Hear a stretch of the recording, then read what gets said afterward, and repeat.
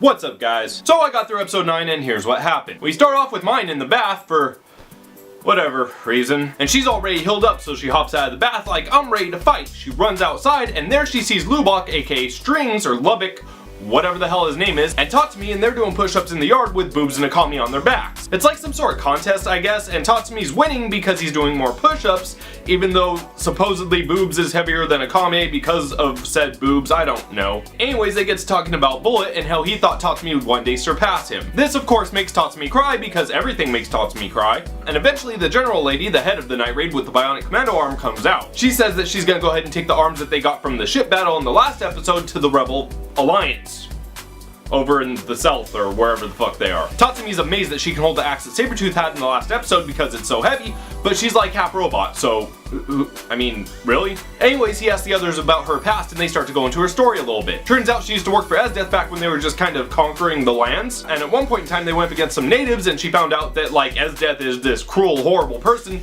so she decided to leave. And that's pretty much how the night raid got started, I'm assuming. Now, while it's nice to see her background, this of course means she's going to die. But that doesn't really matter because they didn't really make her into a character anyway, so yay! Moving on, we start following this blue-haired fisherman guy who I guess is some kind of hick as he's traversing the main city. It turns out Lady Esdeath called him and a bunch of other people together in order to get like an anti-night raid party going. He goes into this meeting where like the main emperor lives and sees a gimp. And yes, by gimp I mean like S&M dungeon gimp. That's what I mean. That's what he sees. Anyways, the two of them are just sitting at a table by themselves and it gets really awkward and weird until more people start showing up. There's a blonde dude, a dude with like salt and pepper hair, and a girl that looks like Akame, who also seems to be the same girl from her dream a few episodes back when they were fighting the dude with the eye. Now, she had actually also shown up in the last episode at the end and was standing on like a pile of corpses saying, I'm coming for you, sister, which makes me think that her and Akame are sisters, but whatever, I forgot to mention it, there you go. So all these people are sitting at the table waiting for Lady Esdeath to show up when another person walks in with blue hair and a mask. Wonder who that could be. Anyways, totally not Lady Esdeath shows up and starts whipping everyone's ass just to put them in their place apparently, takes off the mask, oh my god, it's Esdeath! She then goes on to explain that she wants the night raid dead and that's why everyone's here, and that she's gonna be throwing a tournament to find a soulmate. She starts going through a list of what she wants in a soulmate and describes Tatsumi. She just describes Tatsumi. Somebody better pick up that phone because I fucking called it! Anyways, we skip some exposition and the tournament starts. Tatsumi decides that he wants to join so he can send some money back to his village, which he'd apparently totally forgotten about until this point. So he enters and Boobs tells him to be careful because when she was around Esdeath, she sensed like a dark evil spirit and she's like, oh, I wonder how many people she had to kill to get that aura and blah blah blah. Basically, Esdeath's evil, we get it. Esdeath is evil. Esdeath evil, we get it. Death is in her name. Death. Esdeath. We get it. Evil, yeah.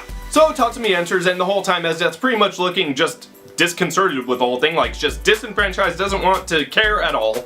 Then Tatsumi shows up and starts beating ass. He smiles in her general direction, and all of a sudden she's in love. Called it! So she, not knowing that he's in the night raid, goes up to give him his prize, which is a collar and a chain around his neck. She really likes her slave boys, doesn't she? So anyway, she drags him off and she's like, we're gonna be in love, and he's like, no we aren't. And she's like, karate chop of love, bam, knocks him out, drags him off to her sex dungeon. We shoot back over to the night raid and Akame's like, hey, I want him back, I want him back, let's go get him back. And everybody's like, Akame, we can't do that, we'll fucking die. She's like, oh, you're right, we'll wait. And that's pretty much where our episode ends. As far as the story goes, it kind of progressed the story along, but it also kind of felt like filler, if you ask me. I mean, really all we're dealing with here is Esdeath recruiting a bunch of people for like an anti-night raid, and then her love life in which she captures Tatsumi. It didn't really need to be there as far as I'm concerned. I mean, this is about a war between nations.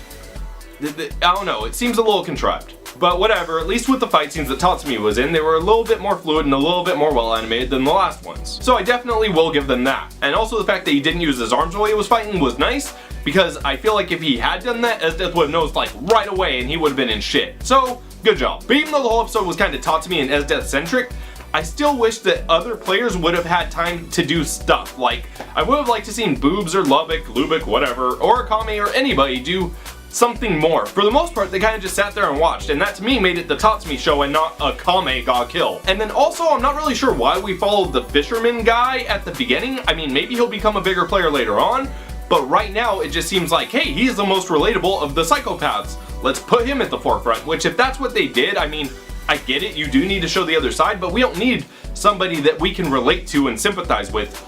We can just show the bad guys, the psychopaths, we can just show them, the killers.